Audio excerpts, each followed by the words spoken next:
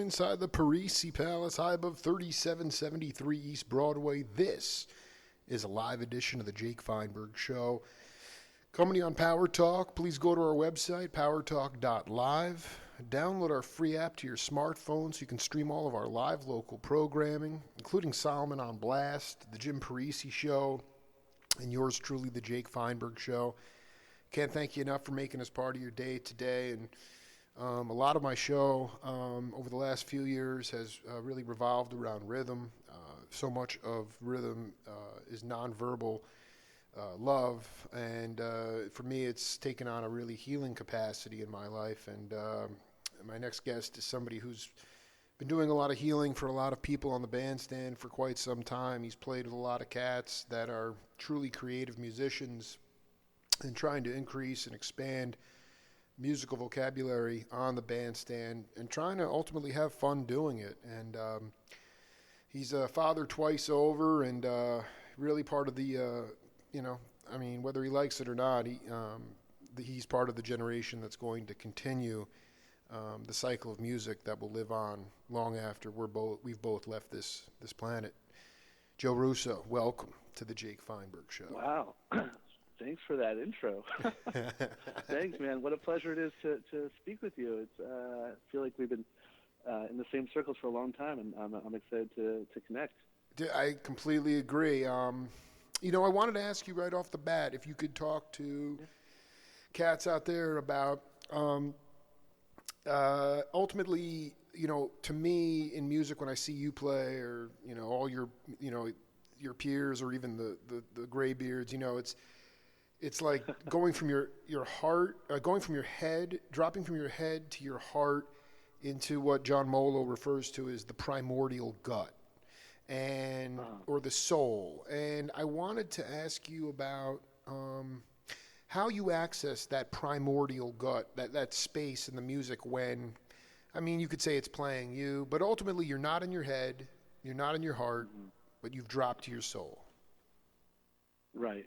I wish I could say that there was a switch or a way to get there easily.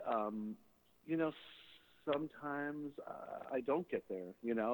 I think the moments where you end up there, which I've never had a way of making that moment happen. It's almost like you look back moments after, and you're like, oh, cool, I was just in that space, even if it's for an evening, even if it's for a moment. Sometimes it's not easy to clear your mind, and sometimes it's not easy to disconnect from life and be in the moment as much as I wish I could all the time. No, it's totally honest. It's an honest answer, and it's not like you find it like. But go ahead. It is the most beautiful place to land, and when you do, you're just like, oh God, And again, it's like at the moment you don't realize it, but after you're just like, I have no idea what just happened. All I know is I felt pure joy. And you're definitely those moments of almost like out of body, watching it all go down as if you're a passenger. In your own body, those are my favorite moments where you're lucid, you see your bandmates, you hear what's going on, you're reacting and you're having this conversation, but you're not driving. You're just a witness to what's going on, and man, that's certainly the space to chase. That's the spot I want to live in, on and off stage, and make every effort to find ways of getting there. Honestly, I just feel so lucky when I do get there. It's the most blissful place to be. You kind of preempted my question, which was like, could you share a moment, maybe it was after the fact, obviously, but when you did leave your physical body? Billy Cobham talked about to me being, he never did any drugs in his life, but he was so fatigued at the end of this Mahavishnu tour that it was like the last set of like a 3-week run, and they just were hitting it hard. And he remembers actually seeing himself on the side of the stage playing. It was, but like what you just described, was there, right? Can you talk about that? Because to me, we're in this moment where, there's I just think in a lot of modern, not, I don't want to paint with a broad brush, but in a lot of pop music, there's a lot, it's kind of living through a formula trip. And the greatest thing about the Royal Potato roster and people like you and everybody else is like, you don't want to, it's not like, I mean, you respect all that stuff, but you're carving your own path. And part of that is accessing your multidimensional self. And can you talk about an experience on the bandstand when that, maybe in retrospect, when that occurred? I'm sure it's happened many times, but something memorable early on. Yeah, there's definitely one that sticks out from a show we played with Almost Dead, not this last fall, but the year prior.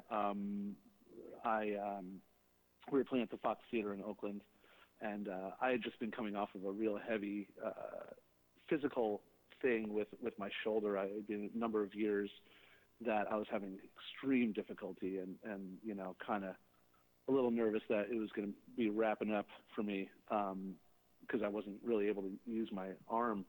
And then I ended up, through the course of getting hip to a bunch of different things, started healing myself. And the night in Oakland, it was like a night that we played, I think the first set, it was just like one giant improvisation with like Terrapin Suite and like I think the other one. It was just like this total carefree thing.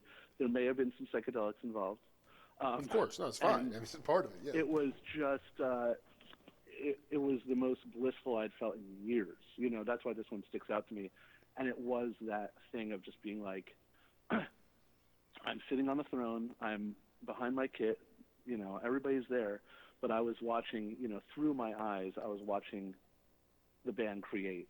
It was that exact feeling of the music was just in charge of itself, and there was no cognizant thought of, this should happen here, this should happen here. It was a complete disconnect from any of that.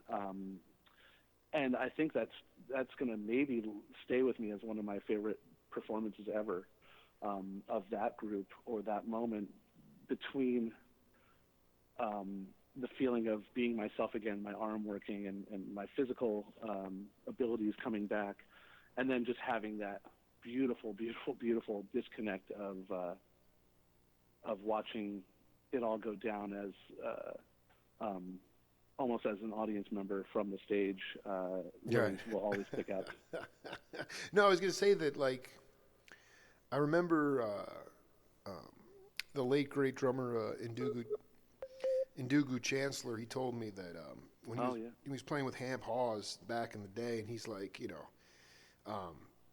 Hamp hated to. He's like I can't stand intellectualizing the music. We've been talking about all this stuff, and we haven't played one note. And as it relates to like J-Rad or any of these configurations, do you like? I'm not saying that particular Fox Theater show, but just in general, when you guys first kind of got together and started to play and shed, I mean, did you make it? Was it sort of like an unconscious or like a thing where you're like, we're not going to talk a lot about the music, we're just going to kind of play it? Yeah, well, I mean, for the multitude of improv groups that I have right now, that's certainly the mode. There's no words spoken. Like there's a group I'm playing with a lot now called Parada. That's all improvised with Jonathan Goldberger and Dave Harrington and Spencer Zahn and Stuart Bogey. And we've played a handful of those, and that's like literally just like, get on stage and it just goes. I love it. I got to check that out. Oh man, I think it's I'm really gonna something freak I'm so out. proud of, and I'm so honored to play with these guys. Oh, that's great, man. A couple shows coming up in December, but where are you playing? Are you playing in New York in December? We're playing, 2 nights at New Blue, December 19 and 20, I believe. Oh, that's so hip. And I think we might even make a live record that on those nights. And that's just one of those bands where it's like instant transcendence, like instant trust in the fact that we're all on the exact same wavelength of just like, we're going to just create something right now. There's no preamble. There's no roadmap. There's, literally nothing tangible other than what we create in the moment. And everybody's just such a great listener in that group and so confident in their playing and so able to shut up also. Right. You know, Right. like a lot of times you find the best improvisation is like when everybody's just kind of shutting the fuck up and, you know, letting it breathe. So I mean, like something like that group, or another group I perform with called Boyfriends, which is myself and Mr. Bogey again, then Ben Porowski, who's one of my drumming heroes, is on the other percussion setup, and then my friend Josh Kaufman, who's an incredible musician and producer on guitar and keys, and that's like another one where it's zero, nothing spoken of, and that one is more like a slow-moving improvised chamber ensemble where we just set up these really delicate themes. I'm playing like, you know, tuned concert toms, and Ben's playing these like beautiful metal pieces, and it's just like super chill. And that's another, you know, cool thing I get to do in the improv sector. That's completely different than Parada. Parada's pretty violent and, you know, kind of aggressive and, you know, going for the throat. You know, and then you got the J-Rad thing, which was never supposed to be a thing, first off. So it's like from the jump on that, we were going to play one show, and we were just going to play these songs as these 5 members would play anything. And I think that kind of just, that first night put our stamp on that thing, you know, with that band. We, you know, as time went on and this became more of an actual group, you know, we had to tighten a couple of nuts and bolts here and there, but it's still, now that we're comfortable with the material, you know, it's gone completely back to the Parada Boyfriends mentality of just like, all right, see you on the other side. And nothing, you know, nothing is, nothing's sacred, you know, like if we don't play a whole passage of a song, it's like, well, that was part of the improvisation. Exactly. I love it. We didn't end there. We didn't end up there. So, and that band specifically is just so cool for me because I get to combine so many cool worlds of, one, clearly the songbook being just incredible, my history of being brought in to that world and Furthur with Bob and Phil when I literally had no idea what I was doing. Then to get to, like, not a clue. It's so great, man. This is the greatest story ever told. Yeah, right. It really is. It really is. You know, and then get to approach it in the way that I and my bandmates approach every type of music is just such a gift.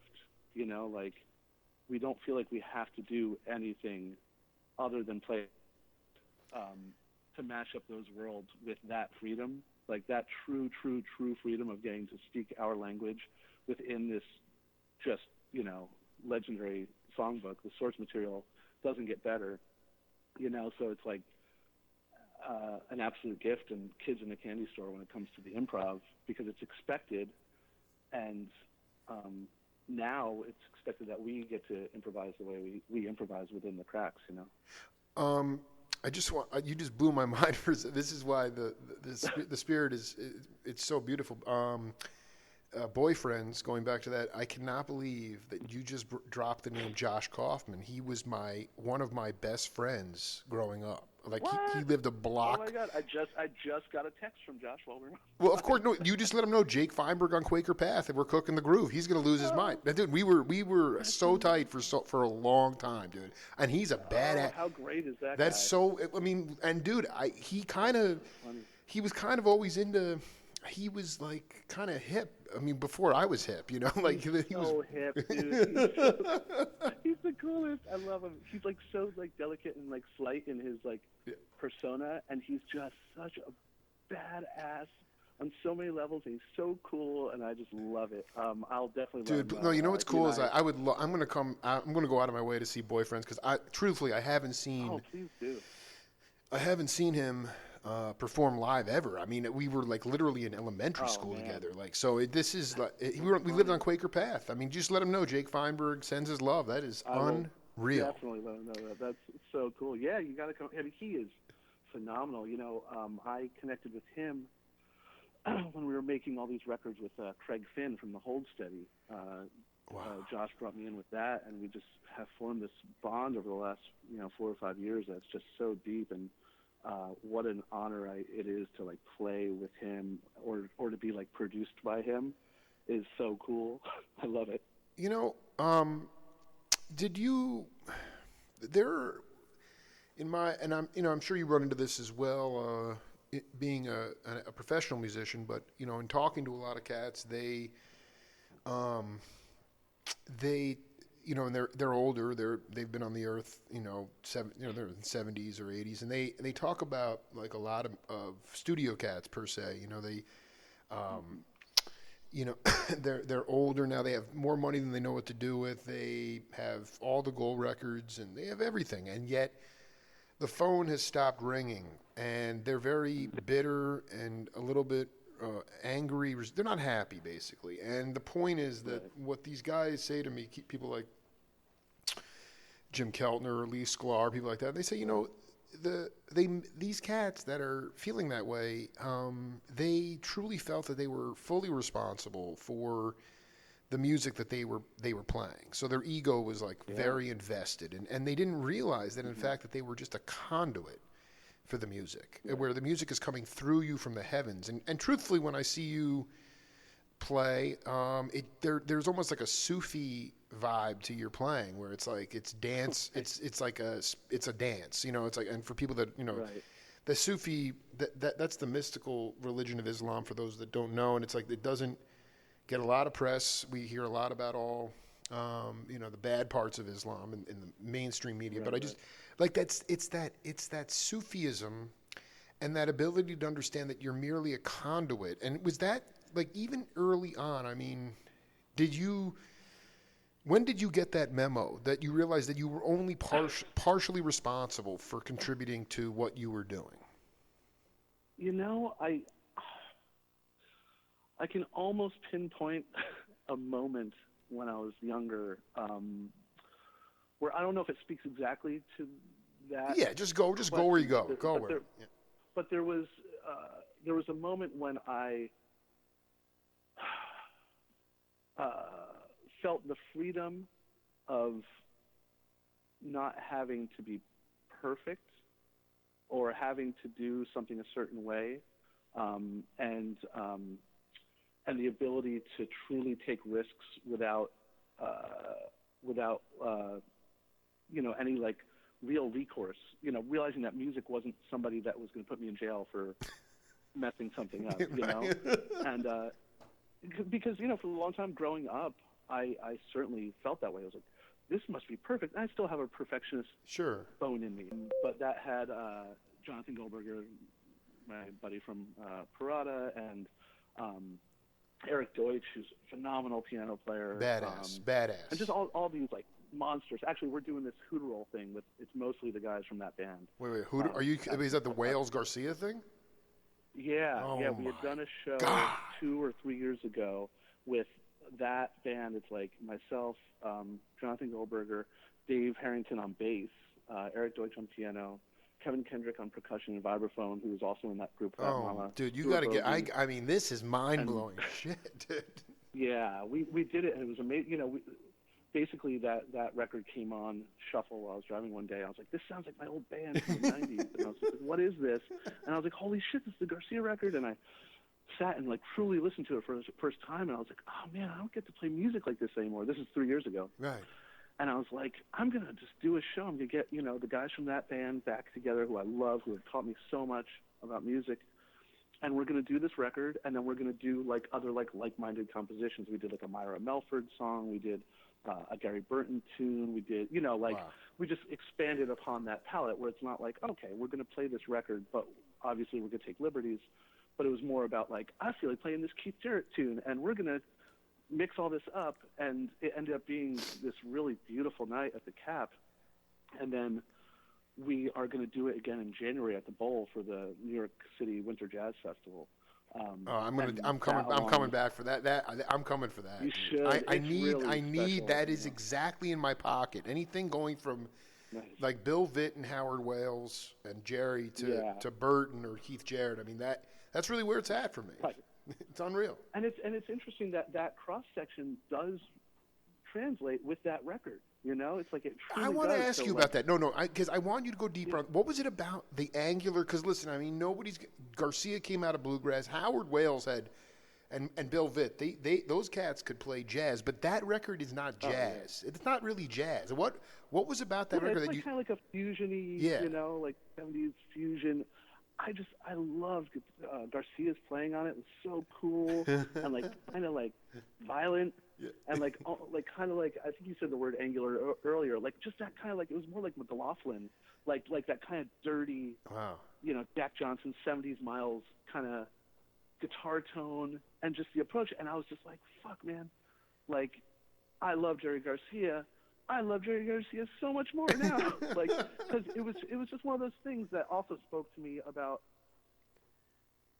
I'm trying so, or I'm not, maybe not trying so hard, but I feel very lucky and fortunate to realize that I don't have to play one type of music for my whole life, you know, and to see that thing of, you know, this figure who is such a larger than life man and the Grateful Dead world that has touched upon my life, to like be like, oh man, that's a cool fusion record that Garcia did. It's like, yeah, man, everybody wants to play more. Everybody wants to play, you know, in between the stuff that everybody might know you for. Right. You know, it's like most people know me now by being in a Grateful Dead cover band, you know, which is fine. But it's still funny to think it's like, yeah, man, everybody wants to explore outside of their thing. So I think that touched me at that moment as well, because this was still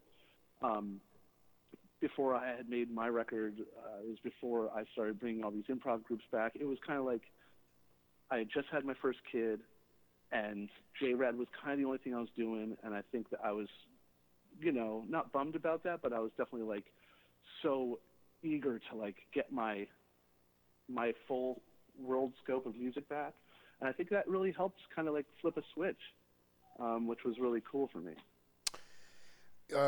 Talking to Joe Russo here on the Jake Feinberg Show. I don't know if you know this story, but it's interesting you brought up the analogy or the playing of McLaughlin, because that Hooterole band shared a bill with McLaughlin in Boston, and I remember Jerry. Oh, really? Yeah, and so it's interesting you talked about that dirty playing, because he was like, wow, man. He's like, that guy. He was kind of intimidated because he said he's like that. He plays a lot of notes, you know. But you could see he was trying to channel that sort of, I don't know, the whole thing about. Well, you know, we have a game on this program called Name That Voice. I want to put this in for you, and then we'll come back and break it down. Okay. Yeah. Yeah, years. Well, you know, I mean, I was hit by music very early on, as I guess any musician who, you know, a professional musician, end up doing this for a living. You know, there's like a life force that you feel coming off music at some point, and if you feel it as strong as I felt it, you know, there's just no question. You know, you can't just go like get a job. And, you know, I wouldn't be able to do that. I had to make this my profession because I felt it so much. I remember once I'd been playing for about 3 or 4 years, and I was a very inside player, you know, for the first few years, as I guess everybody is. And I remember this like it was last week, you know, and we're probably talking about 1998 or so, 99. But I remember like it was last week. I was playing with some friends of mine, and we were just jamming in a buddy's basement, and we were playing a blues in 6/8, and it was a B-flat blues, and I landed, and I heard in the melody that I was playing a B natural, right, which is, you know, it's a flat flat 9, sure. You know, so it's, you know, it's a pretty dissonant thing. And I remember so clearly the first time that I heard like outside of the box, so to speak, you know, like I'm a guitar player, you know, you stay in the pentatonic box, keep it safe.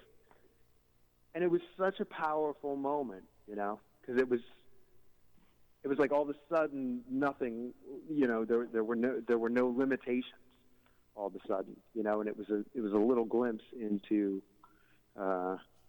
seeing that, you know, not everything needs to be inside, and I was really capable of hearing things outside the box. That was it doesn't sound like a huge story or a big moment. And I've actually talked to the bass player that I was playing with that day. And Sure. I said, do you remember that? That was like a life-changing moment for me. Do you remember that? And he's like, what the hell are you talking about? You want to take a guess who that is?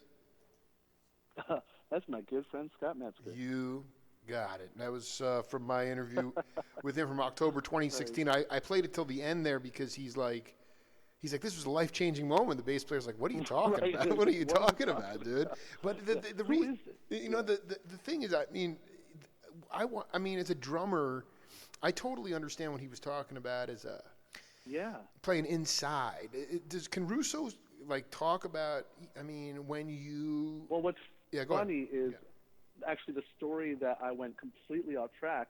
Yeah, it's fine. No, it's fine. It's totally fine. Was that exact moment, which is funny. So going back to that band, Fat Mama, there was a moment that I always, much like Scott's B flat or B natural moment, we were playing at some shithole sports bar somewhere.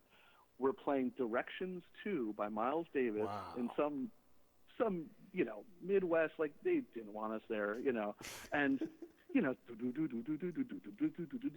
really fast swing pattern.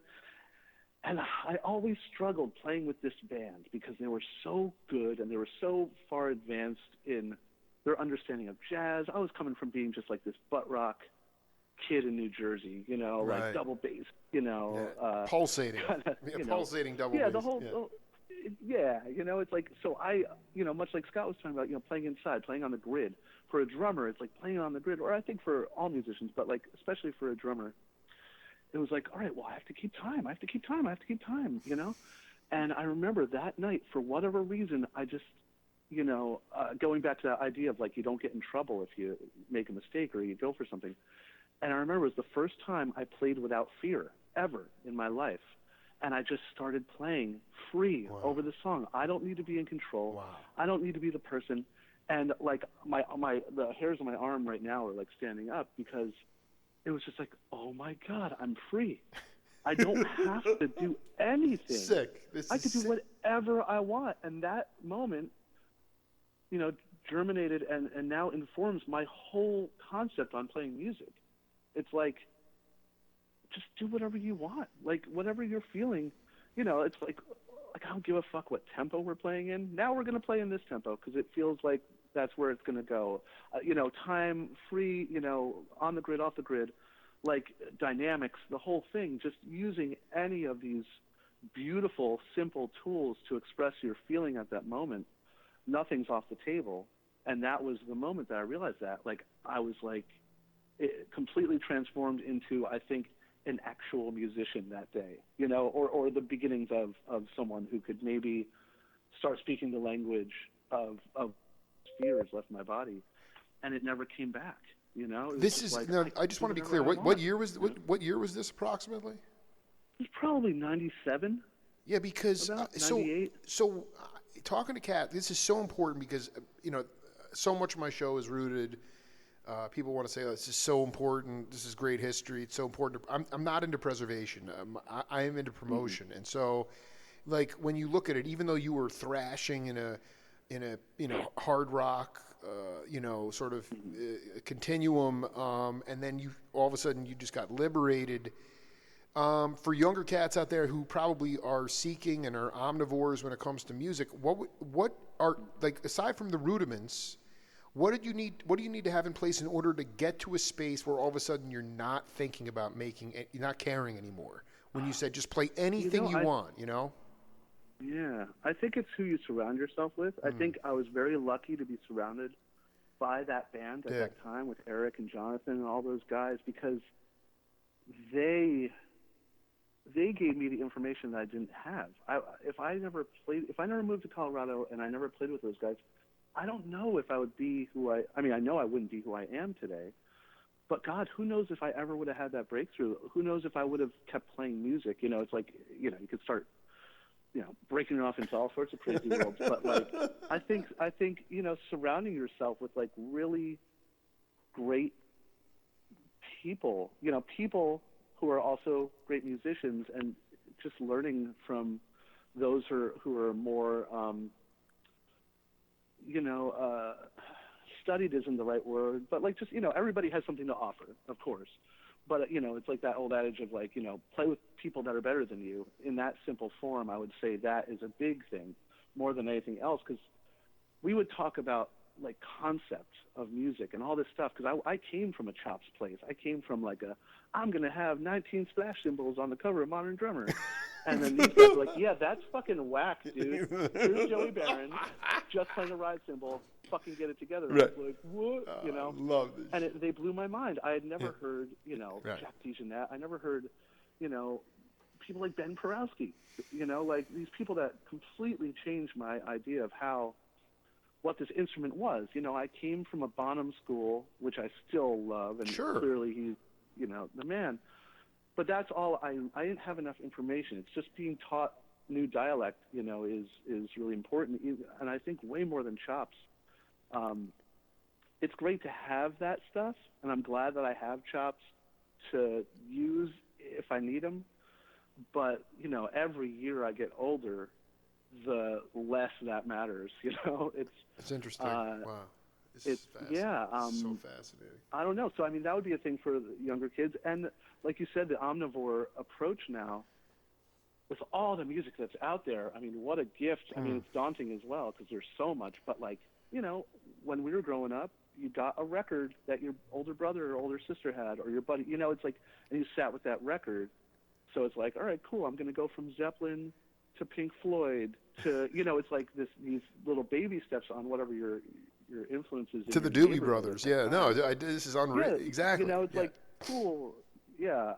But now it's like, all right, cool. I'm going to go check out John Zorn and then Billie Eilish and, like at every other song. So while it's daunting, it's like, man, like kids now or younger musicians getting to hear all these cool sounds and different types of production. And I do like how all that stuff is coming together, and you see it within each genre. The big influence that's just the cross-pollination now is pretty exciting. I do want to ask you, though, I mean, I agree with you about the accessibility. I just think that in some ways, like, okay, both of us, I was born in 78, so we both came, we were touched by that remnants that we weren't, like, the drum machine was just kind of, I mean, I'm talking about when we were birthed, you know, but like synthetic music had not, like, we were touched a little bit by humanity, full humanity in music, and then... Oh, yeah. And you know, like, this is the other thing I want you to talk about, because we were able to marinate on an album for a while. Like, that would be the way you would do it. You'd get a CD or a tape or whatever, and now we're saturated with material. So unless you really are a seeker, and you kind of, I mean, you have to dive deep to find the really heavy stuff. Otherwise, you're on the surface, you know. And I wonder how you seek out, you know, because for me, I get caught in my own little, like, bag. Like, I mean, it's just cathartic to be able to. Your kids are maybe a little bit too young at this point to completely experience it, but at 14 and 7, my girls now, like, all we listen to is Paul Desmond or Joni Mitchell or the early 80s live Grateful Dead, and it's like, so we're always, like, accessing the primordial gut, man. It's just the coolest thing to have that kind of amazing. It's amazing. And then your kids on top of that are going to be able to hear their dad drumming. I mean, it's just like it's so deep. But I mean, as far as the saturation component, what's your advice for younger cats who are just like, who've only been growing up with digital beats crunched into their ears, and if they want to find something with leakage in it, or they want to find, you know, whatever, how do you dig through all that? God, I don't know. I mean, you know, I feel like I'm challenged. We're all challenged with this on so many fronts right now. Right. Like, between, like, you know, you start talking about, like, hey, what are you watching? You know, and everybody's like, there's too much cool shit to watch. What are you listening to? There's too much shit to listen to. And it really is hard. So, I mean, I personally struggle with it.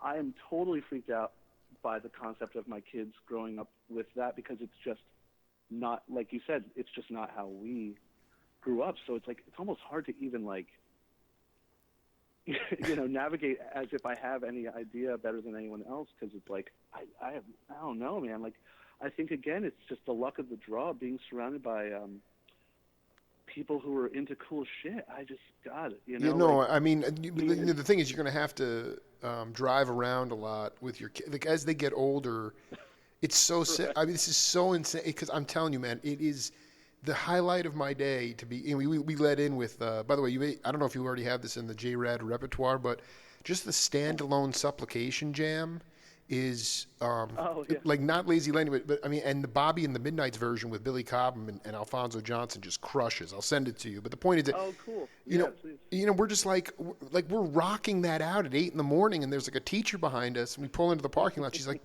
what were you guys dancing to there? You know, it's like, I mean, to me, like you're gonna have such a ball. It is the most cathartic thing because you can control that. But I think that it's just also when you was part of your search, even though you were, Bonham, and there's significance to all of this stuff. But when I did 2 hours, two long separate hours before the world caved in on him with Bill Cosby about his involvement in music. I never watched the Cosby Show. I found the humor to be a little bit square, but I realized as I kept interviewing these these black jazzers, Bill Cosby's name kept coming up over and over again, and I realized that he was not only a patron of spiritual jazz. I mean, he would take Camille when they were just dating, and he would take her to the Village Gate to see Train's band, and Elvin would get off the drum kit sweating profusely and hugging Camille. And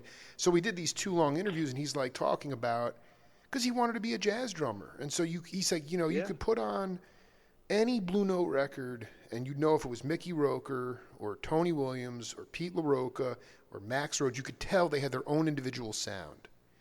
And how have you gone about cultivating your own individual sound? I think the ultimate thing is that you want to be able to tell within 8 bars or who it is. Whether it's an instrumental person or a drummer, somebody who. How have you begged, borrowed, and stealed, but ultimately cut through to find your own individual voice? I think that's a very good question. I think it's when I stopped caring so much. I think I love it. When I stopped pretending I was going to be a straight ahead drummer. I fucking suck at playing straight ahead. I wish I could. I can't. I wish I could read music. I can't. I wish I could, play like this guy or this guy or this guy. And I finally was just like, well, I play like me. Yeah. So let's just do that. And you're going to encompass, parts of the things you pick up. It's like the years spent going to New Orleans, with Marco, and you pick up these little things. Johnny Vodakovich is playing this thing. It's like, all right, well, I can't do it like that, but I'm going to do a shitty version and add it to my thing. Or I'm going to listen to Jack DeJohnette and be like, oh my God, it's like, obviously I can't play like Jack DeJohnette, but I'm going to take a shitty version. It's the Joe Russo version. Who cares, man? It's your version. Well, it's like, not even it's just like, an approximation. It's like, and I think once I stopped, not beating myself up, but like being hires me for a gig, it's like, I'm not going to try to play like someone else. I'm going to play like me. And I do have the luxury now that if I am getting hired for something, odds are someone knows how I play. So it's like they're not hiring me to play like someone else, like thankfully, and what an honor to be asked to play like yourself. And I just don't bug about that anymore. I try not to overthink my approach because that's my approach. For a long time, maybe when I was younger, I would try to be like, well, what would this guy do? Or, how to make this more, quote unquote legitimate in a genre. It's like, I don't give a fuck. Like genre can suck it. So, no, it's all music. You're from the Duke Ellington School. You might as well throw the top hat on. I mean, it's unbelievable that like, it's funny because Metzger and yourself and other beautiful cats, I'm a Long Island cat, but your Jersey is tried and true. But leaving New Jersey and going to, I don't think I realized you went to Colorado. I mean, going out and sort of just letting it hang out and being with cats that maybe were better musicians, but also like we don't really give a fuck kind of attitude. Did that help it as well, just to get out of the morass of the tri-state area and just get into the? Oh man, totally. And then and every bit of travel I've done since, it's like, and I think this can apply to all of us. It's like anytime you get out of your little corner of the world, you're going to learn. You're going to meet people that aren't exactly like you. Yeah. You know, if I had stayed in northern Jersey for my entire life, I'm not sure I would have changed that much. You know, luckily, I went out to Colorado. You know, I went to Boulder for a couple of years. My buddies were living out there. I was going to go to school in Boston, and you know, went out and visited my pal, and I was just like, holy shit, I've never seen a mountain. And I moved out 10 days later, and then I met that.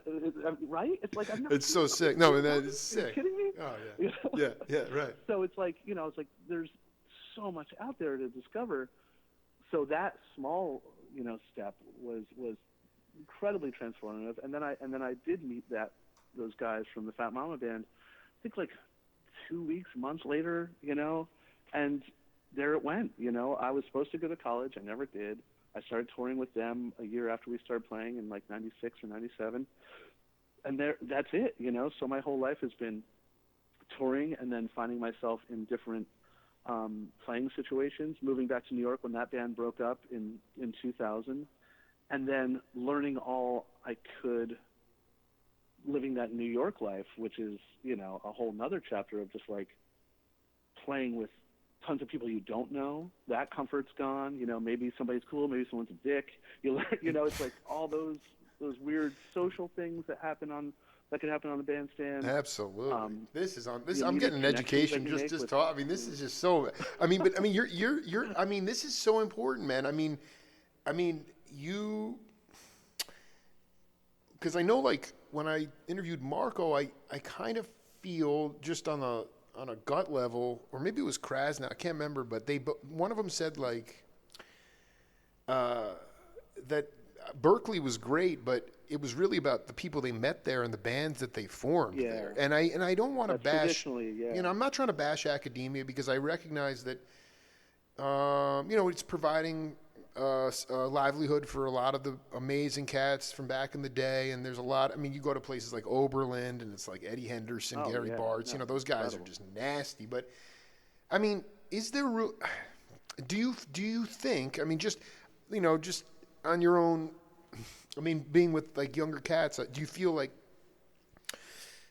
I guess in jazz, I hate labels, okay, but in melodic improvisation, do you sense that, I don't know, I hear a lot of modern jazz on radio, and I can't tell who it is. I feel like there's a homogenization of sound. I wanted to know if you felt that. I mean, everything that you stand for and what the peeps that you play with stand for is antithetical to homogenization, obviously. It's completely, you know, throw it up and let's see where it lands. But why have we gotten to that point? And is it that people are coming out sounding exactly like their professor? Is it in fact because there is so much information and there's so many books and so much stuff out there that, you know, you're trying to cop people, pretty soon you sound exactly like them? You know, why have we gotten toward as a society, and why have we become to appreciate homogenization? I don't get that. Yeah, I don't know. I'm with you, man. Like, you know, and again, if somebody digs it, cool. Like, I'm, you know, definitely no one to tell him height and just like so meticulous. And I was just like, oh my god, I want to fucking puke because there's no humanity in it. Yeah. I don't know. Does that come from going straight from practicing in your parents' basement to college and going fully academic and thinking that chops and that thing is like the way, and then meeting those like-minded people and never breaking outside of that, and maybe playing with like a guitarist who like kind of sounds like shit but is like fucking awesome. You know? Exactly. If somebody's gonna drop like a Neil Young solo, you know, at a jazz gig, you know, like that's something that can change someone's life. I completely agree with that. No, and I think it also might be opportunity. Yeah.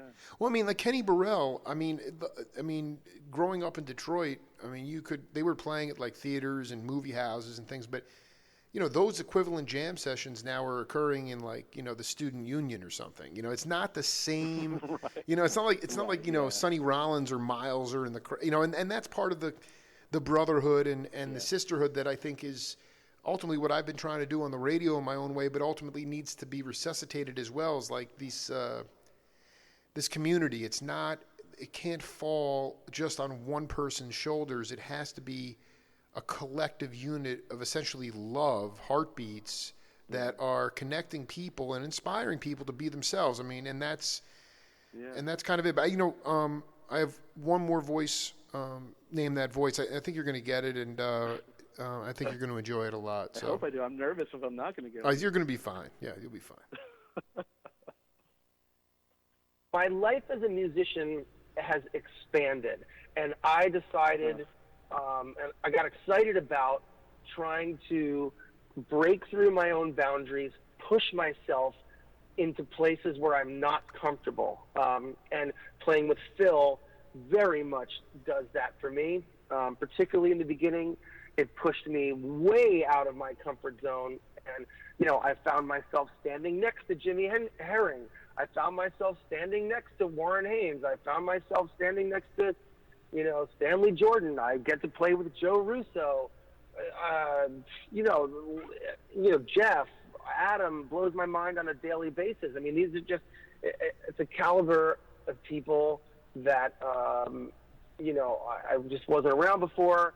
And I just had to raise my game. And in doing that, I got better, I guess. And, just listening to, like, Gabor Szabo records all day got me interested in trying to become a better guitar player.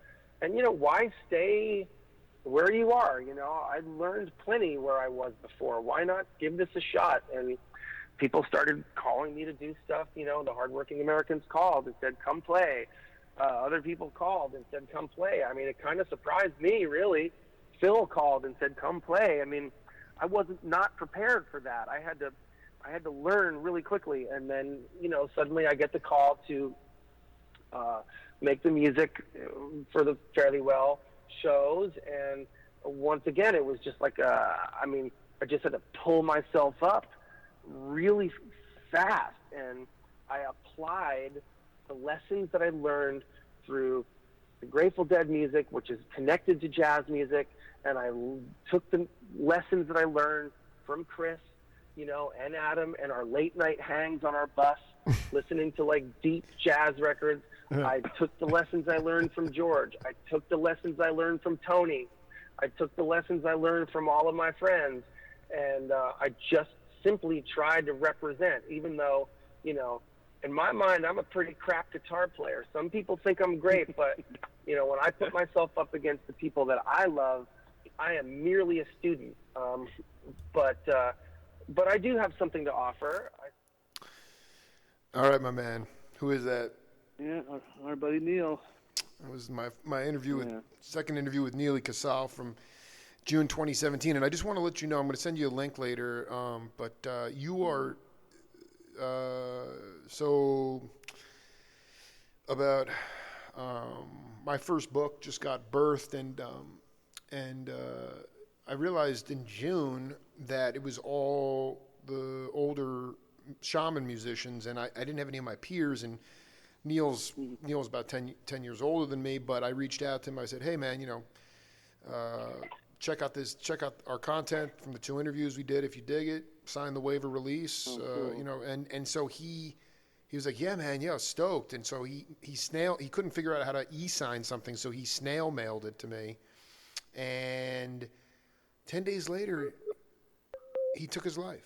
And so my book is dedicated. Part 2 of the book is dedicated to Neil, and you're in it. That made it into the book. And so what I wanted to talk to you about was this connection and how you can articulate what he said.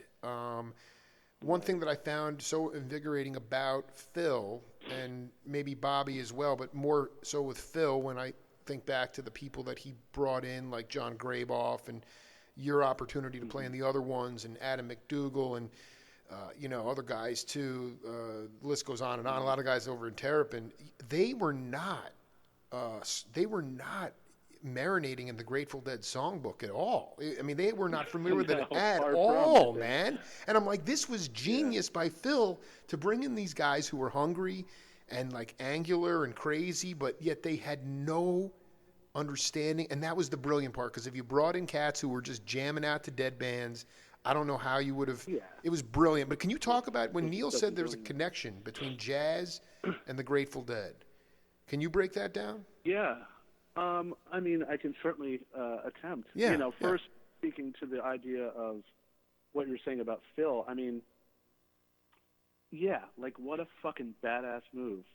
You know, what a badass move. That's the most badass move ever. Because, yeah, he brought me into, you know, I can only speak for myself, but of course with, you know, everybody else that you mentioned, it's like he took a guy who had never fucking listened to the Grateful Dead, really, except begrudgingly at parties or quitting my high school band because they wanted to play Fire on the Mountain. True story. Wow. I love that. Because, yeah, man, it just wasn't my thing when I was younger, you know, like, so, you know, our paths crossed in 2006 when Marco and I were playing with Mike and Trey and did some dates with Phil and Friends. I had no idea about any of that music. We played together at the Jammys. Okay, baby, can you go to Mama? I love it. There we go. Continue. Yeah, Daddy, can I go potty? You know, I think we did, maybe it was at Bonnaroo or somewhere, we, like, played together, and we played, like, Going Down the Road Feeling Bad, and, like, something else, and I was just like, guys, I don't know this song. And they're like, what the fuck are you talking about? I was like, how does it end? Like, what was it? It was Casey Jones and Going Down the Road Feeling Bad. Like, the two, like some of the most obvious, like, easiest starter tunes, you know. I love it. Because clearly everybody knows those, and I remember asking Phil, I was like, hey, man, is there, like, an ending? And he's like, oh. You know, I was like, all right, cool, good talk, dude. And, you know, for him to tap me for Furthur later, you know, years later, 3 years later, is such a badass move. Like, he knew I didn't know anything about this, and I do think that was his plan. Was he's like, why are we going to have people just regurgitating what he and Jerry and Bob and all the guys did? Like, let's share these songs that we wrote that are clearly important songs, you know, like this giant piece of music. Let's get some new information on it. And I think that he's such a badass, and that's such a punk rock move to hand over something so cherished to a bunch of assholes who have fucking no idea what they're getting into. No, but dude, know? you said it. You going back to the original part of the, but that was his whole point, was that, you know what? These assholes are not gonna. Nothing is sacred, so you can add your own lineage to the music. It's so perfect, man. Yeah. It was. No, I mean, it's brilliant, and I'm thankful every single day for that opportunity for him to bring me into this world, and clearly changed my life in so many ways, musically, you know, like everything. The appreciation that I've been offered, that I get to have for these songs that I just didn't have any idea would touch me so deeply. You know, it's like once you get into it, you're like, oh God, of course. You know, I felt like just the biggest jackass in the world. Actually, like, I think it's wow. completely cool that I totally respect the fact that it just wasn't your bag in high school. I mean, who cares? I mean, yeah, in high school it wasn't. Yeah, I was wearing my cool black T-shirt as I still do, and you know, all of a sudden my friends are showing up with like khaki sacks and ties. It's like, hey, what's up? Let's play Fire on the Mountain. Yeah, and it just wasn't my thing. Yeah. But then I remember telling Bob and Phil this, you know, in the early, what became the audition process for Furthur, you know, and they're throwing the hardest shit at us. Jesus. It was like, you know, King Solomon's Marbles and like the other one, the 11, all this stuff. I known that back then, I probably would have gotten into the Grateful Dead through that window. Whereas now I love country music, and my favorite songs from the Grateful Dead are the ballads. You know, it's like clearly, you know, I'm an older man now, right? With a little less, you know, of a narrow scope. But I think if I had gotten hip to that stuff back then, I probably would have given it more of a chance. I'm happy I didn't, because it's way more fun learning it all when you're 35 or whatever, however old I was when Furthur started. But what did you have to? You what know, was the rehearsal? I mean, like I'm fascinated by the like, because I know. I mean, it's hard to really go back and figure out what those cats were communicating, talking about as far as backbeat. But I know Phil is adamantly against backbeat. So like, I'm in those rehearsals. Like, was that something you had to work out? I mean, because I know I know that Graboff showed up. This is a Terrapin when, I mean, that was this other sick thing, is that, you know, I realized that Jill is like, you know, mainly driving the restaurant part of it, but Phil Lesh is not a restaurant owner, you know, like he did not know what was going on. And, you know, he's playing like when they first opened that no stage in the in the bar, and they had the great room. Phil's playing Yeah. like 5 nights a week, and Graboff would wake up in the morning, get the set list, work out the tunes, call Tony Leone, and like ask what version she listen to, and then he'd show up at the rehearsal, and Phil's like, "Oh no, we're not doing it. We're doing it this way. We're doing it completely different." Exactly. You know, and it's like, dude, it's just psychedelicized all the way through. So, Oh, man. So what was that? What was that rehearsal like? I mean, it must have been the most avant-garde rehearsals of all time. It, like, again, I'm so fucking thankful for that absolute chunk of insanity that the first, like, year and change was of that band. Because it was a similar thing. I at one point got 60 songs leading up to what ended up being an audition. I had no idea what it was coming in. I got a message from Bob Weir's manager, Matt Bush, saying, "Hey, do you have any interest in coming out to California and playing a couple shows with Phil and Bob in September?" This is July, I think. And I was just like, fuck yeah, sure. You know, I'll check it out. And I thought it was just like a benefit gig or something. And I think they sent me like 10 tunes. Right. And I was like, oh, 10 tunes. I got like 10 tunes. You know? And then they kept kind of rolling in. All of a sudden, there was 60 songs. And like, again, King Solomon, the 11, all this shit. I was like, all right, word, I'll learn it. And I just assumed those would be like the songs we played. You know, day 2 or 3 of this weird rehearsal, you know, they tell us this is to be a band. They give us the kind of rollout of like, hey, we're going to try this. And we're like, word. I think very soon after, they booked these 10 shows in a row at the I think it was the Throckmorton Theater that maybe turned into Bobby's Sweetwater. I get all confused up there a little bit. But it was this tiny theater, and we did 10 nights in a row, and every morning, you know, you said the Graboff thing, I would get a list, just the names of 10 songs that we were going to play that night. Right. Every fucking morning. So by the end of 10 days, I had just played another 100 songs. With no reference point, no, like this, I mean, clearly, you know, the version from 72 ain't like the one they did in 91. Absolutely. You know? Absolutely. And I had nothing. So I had to develop this shorthand that now makes me the quickest study I've ever been, where I would get each song, I'd take one track, the studio track if there was one, take one from the 70s, one from the 80s, and then one from the recent Dead tour that they had been on with like Warren and the drummers and stuff. And I would just grab the lyrics, I'd screenshot the lyrics, and I would, like, you know, there was no way I was going to actually learn the material. So I would like I would bold or italicize or whatever, something, and that meant I crash on that, or this meant like I stop or whatever. And it was really like reading a weird roadmap based on the lyrics, which was great in 2 parts. Like, one, it for the most part worked. Second part, I got to learn all the lyrics to these songs. Exactly. You know, and that's what's so important about this music, you know. And I remember Bob saying, you know, Bobby and I didn't really have a warm, you know, beginning. Not like in a bad way, but it was just like I was like kind of Phil's guy.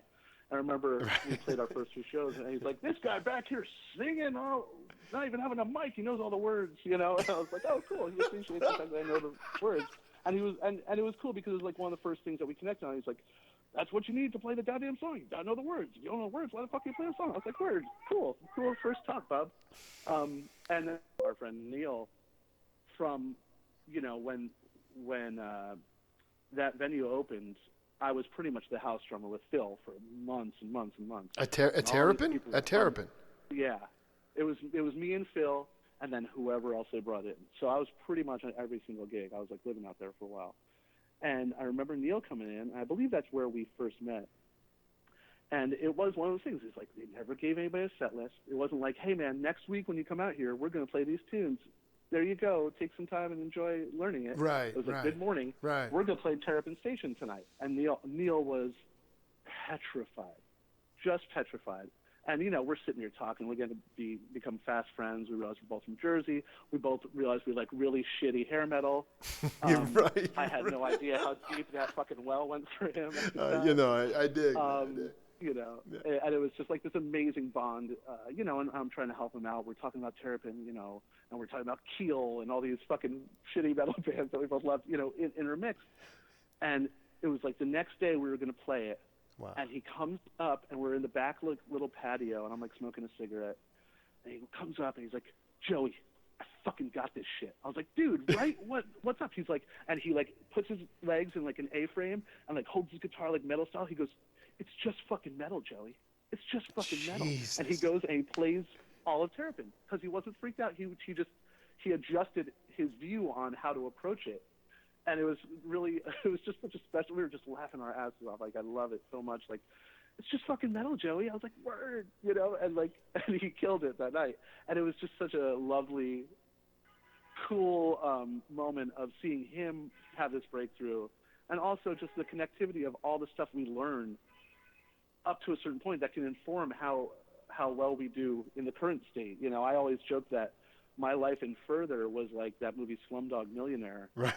Where the only reason I was able to play all this Grateful Dead music was because of over the years, all these little tiny moments informed the way I played. I played more like country rock singer-songwriter music with like my friend like Chris Harford and the Band of Changes, and then I played all the crazy jazz shit with Fat Mama, and I played this and that and the odd time stuff being a prog head as a kid. That all informed me to be the guy for that time to be in that band. So it was cool because that touched me in that way, seeing Neil kind of dig that metal card out of his bag and be like, oh man, no, we're cool. It's not like this. It's just like a classical metal piece. Exactly. Oh, and his confidence was just like through the roof. And that's definitely like one of my favorite like accessible moments of Neil for sure, coming off of hearing his voice again. It's just, I feel like we all share that kind of an idea, I know your daughter's up. That's okay. It's interesting because I was going to see these Circles Around the Sun shows on the West Coast. I went to go see him. Krasnow was playing for Neil, and I know you were just in the studio with them. I like that record you guys put out, or you played with Mark Levy on some tracks on that record, yeah. And just in general, Neil used to he would talk about like compensating for things he couldn't do. Like he said, some people think I'm a great guitar player. I think I'm really crappy when I put myself up against other people. But as what would you say was maybe the most underrated aspect of Neil Casal as a person and a player? Man, I don't know. I mean, I thought he was a brilliant guitarist. I thought he was such a thoughtful guitarist. Yeah. Again, getting back to the thing that we were talking about earlier, it's like he definitely had chops, but like that wasn't his thing, and his strength was the way he gave room for people to play. The way he approached it was a very like kind, loving approach. It was just like him, It's like I feel like we speak to our instruments and our personality traits come through. It's like I might be a little aggressive sometimes. I might be a little flippant. Neil was just this sweet, like pumpkin, and fucking that's how he played.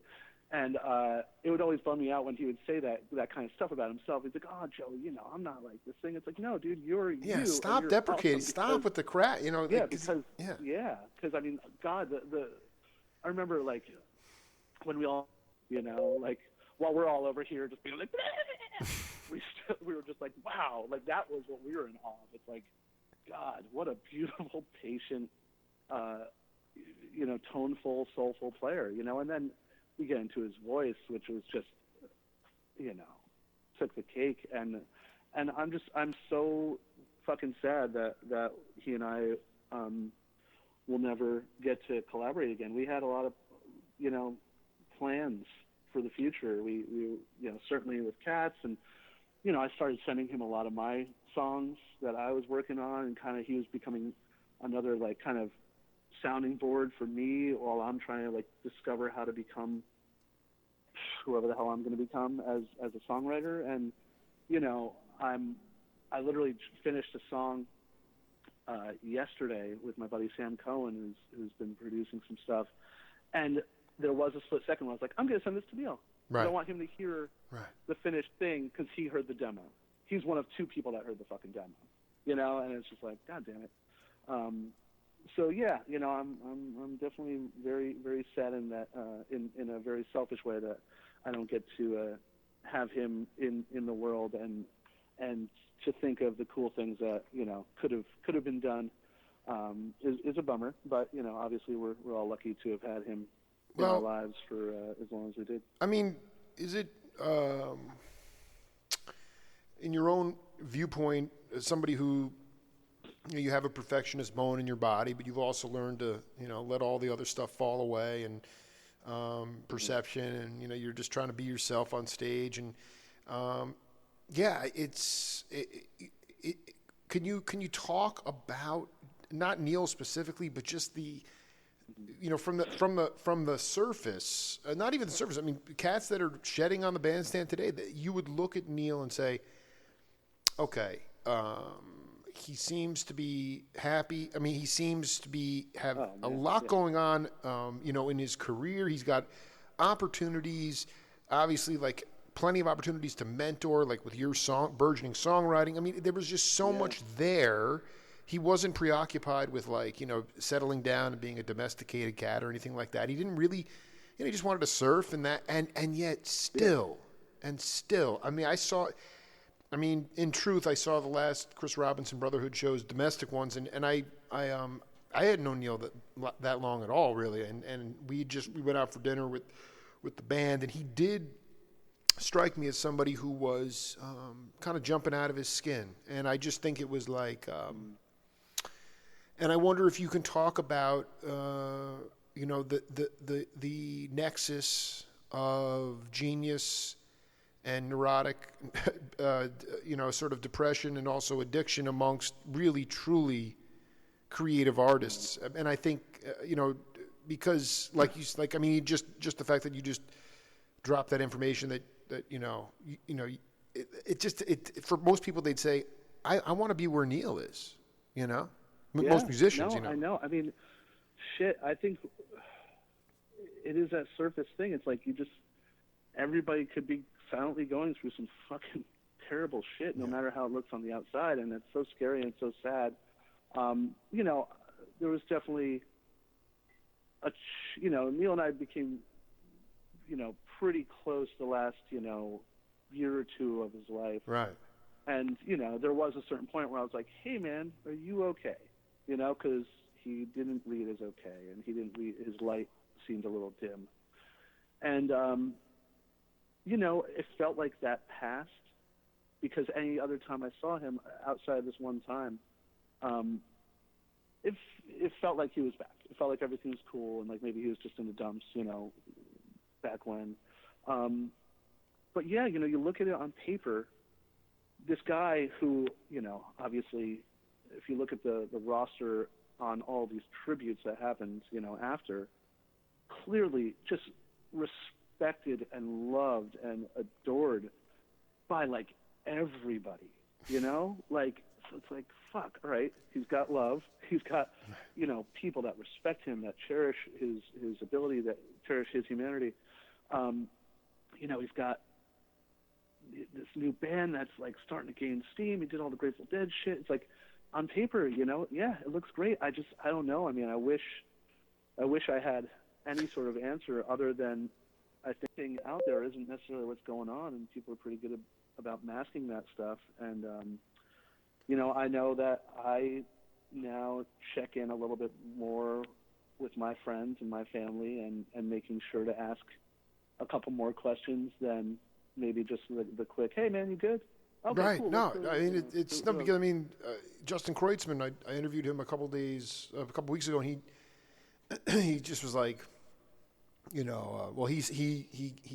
had a similar experience where he was having one of these like hypnagogic dreams, like in between sleep and awake, and he woke up, he's making this new doc on drummers, and he's like, he had this dream about, he wanted Neil to play this banjo part of the soundtrack, and he woke up, he's like, I'm going to send this to Neil. And I'm going to throw it, and he's like, it was gone.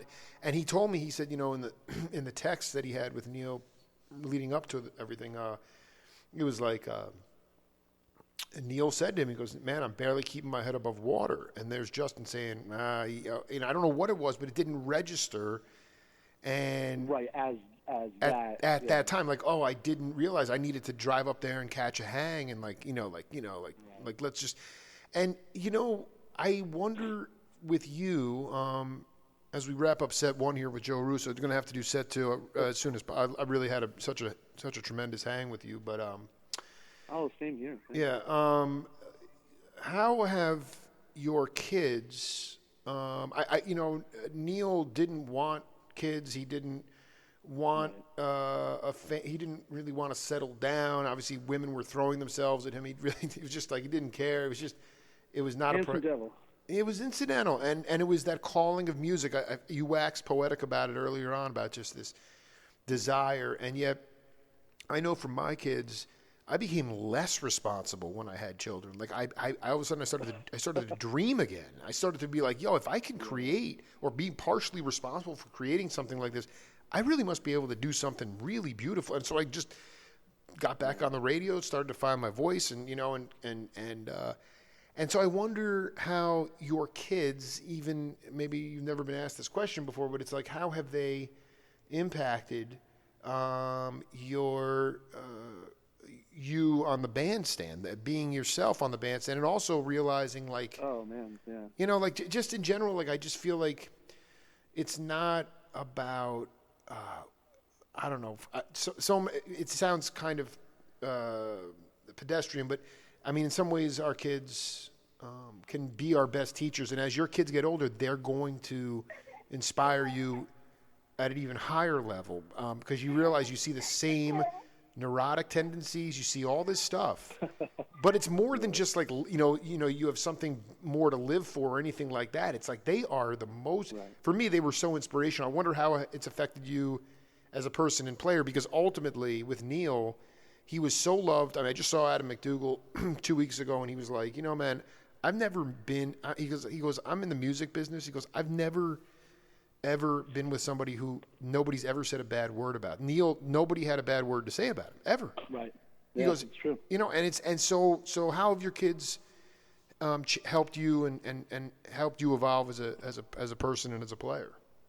Oh man, I mean, I think it has just simplified things even more onto the importance of what happens on a stage. Like that idea that I was saying, like, you make a mistake and nobody dies because you fucking blow through a chain or whatever. Right. It's just like, now it's like, not as a throwaway, like, oh, music doesn't matter, but it doesn't matter in the best way. It's like nothing has to be so protected in music. Nothing has to be so cherished or so,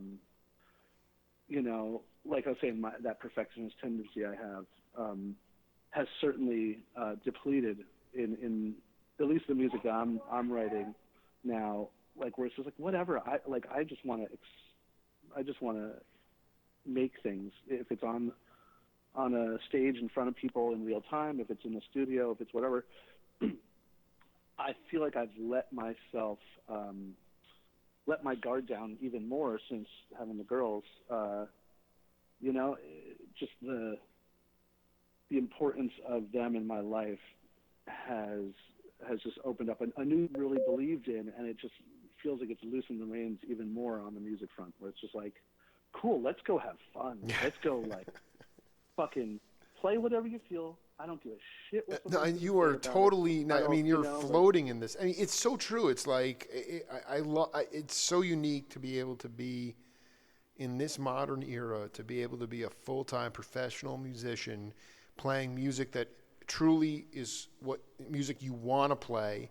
It's not like you have to go and play like mariachi, Mexican weddings and things to make. You're not like a hired gun. You can play your music, and as they get older, I mean, it is gonna be such a brilliant thing to be able to just cook the groove in the car again. I mean, just dropping it and being able to get them to drop to the primordial gut, because I'm telling you, kids today, and I get that parents are busy and they're working, they're in the grind, but man, there's something to be said for digital music, but your kids' ears will be wide open, and they will let the body yeah. dance from the rhythmic point of view, not over the top. It's just going to be. It's a blessing, and obviously having girls is great too, because I wouldn't know. If I had to raise boys, it'd be a very different story. It would not be. Oh yeah, I would have no idea what the hell. It'd be very hard, but it's like you're saying. I think it's almost like you answered the question that we posed earlier. Like, how do these kids discover stuff? And I think maybe it's cool parents. Maybe we're the last older. I completely. We're the last. The last big brothers. We're the last big brothers, man. Yeah. Yeah, like we're the last ones who can Sherpa that in that way of living in a pre-digital music, all the other stuff music world, just like we lived in a pre-internet world, pre-cell phone world. Like we're that weird cusp generation. So, I think it's a cool responsibility to play cool stuff for our kids, and yeah, I mean maybe we are the gatekeepers. No, dude, that's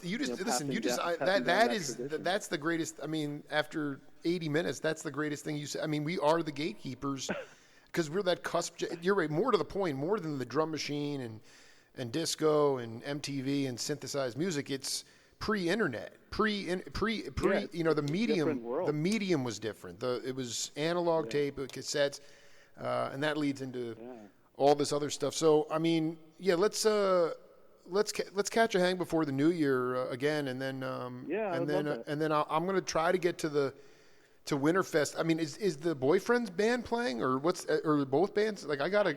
We don't have anything booked on that for the Jazz Fest thing. That is the Hood Roll band. Oh, I got, dude. I'm there. I'm raging for that, dude. That is going to be sick. Please come. Let me know. I'll obviously take care of you. Yeah. And opening that night, though, is a brand new band called the Bogey Band featuring Joe Russo, which is Stuart Bogey wanted to write a horn band around me of contemporary horn music that's not rooted in New Orleans or Afrobeat, just like kind of contemporary composition of all horns and drums. So that's going to be our first foray opening up that night. Wait, is that and that's in New Blue or? That's all at Brooklyn Bowl on the same night. So Bogey Band. Oh, dude. Wait, what's the date on that, by the way? What's the date on that? I think it's January 12th, I believe. Oh, dude, I am so freaking. That is so. Russo, man. Yeah, listen, man. Go fucking kick ass. You're on your path. I'm so proud and so glad that we were able to connect, man. And we'll do it again real soon. Yeah, I love this. Let's please do it again. That was so much fun. All right, man. Yo, bless you, man. Have a beautiful day. You too. See ya. Later. Oh, we're on the cusp. We are the generation. Got to play good tunes for the kids. That's it for the Jake Feinberg Show. Have a beautiful day. Peace.